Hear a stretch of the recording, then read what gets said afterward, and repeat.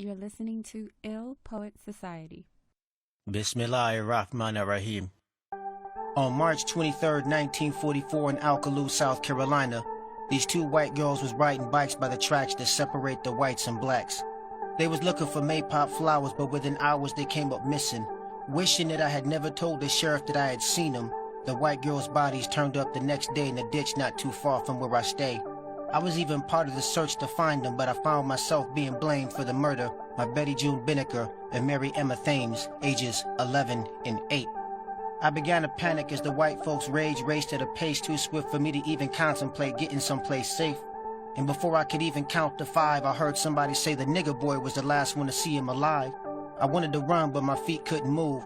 So I couldn't run, and there was no point at this point because I was quickly surrounded by a white mob with guns. I resigned myself to the fact that I was going to be lynched that very instant, but in that same instant, the sheriff grabbed me and took me to jail.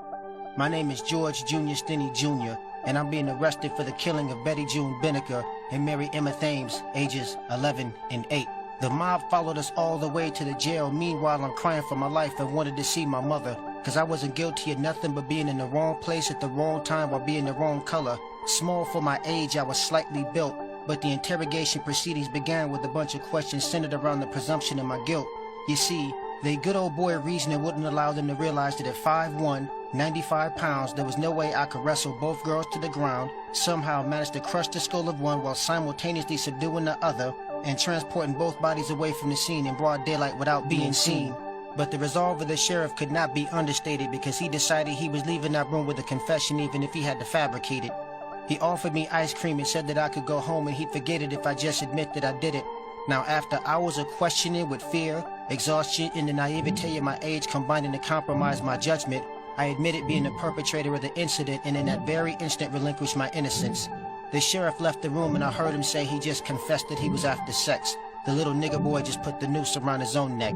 Best bet we get him to Charleston and out of sight. The lynch mob won't let the nigger survive the night. My name is Junius Stinney Jr., and I'm being charged with the killing of Betty June Binnicker and Mary Emma Thames, ages 11 and 8. The next morning I was sitting in my cell and I heard an officer tell another that my father had lost his job, and he and my family had left town the previous night in fear of their lives.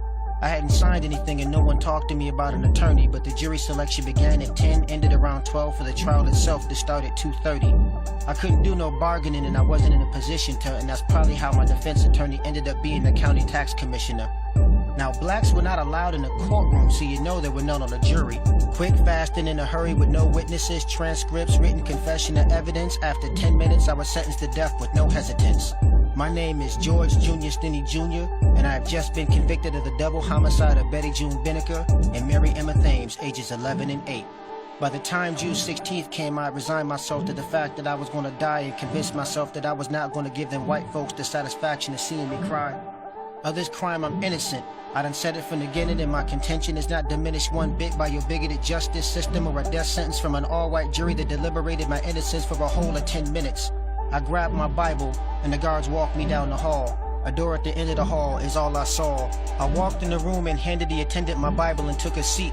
But I was so small, the straps kept falling off and sliding down around my feet. The attendant looked at me and froze. I was too short to reach the face mask and electrodes. He took a second look and sat me on top of a stack of books. He stretched the electrodes to the limit to reach my head and cover my face with the mask is what he did, all of which was still too big. Then he pulled the switch.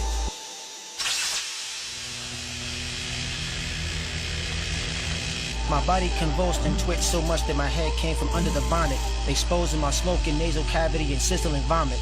After 4 minutes, he turned off the power and my head lay tilted, with a sunken face, singed hair, and an eye missing. I'm sharing this with you so I'm not forgotten and the justice system is held accountable and in shame. Even though I may be long gone, don't give up trying to clear my name.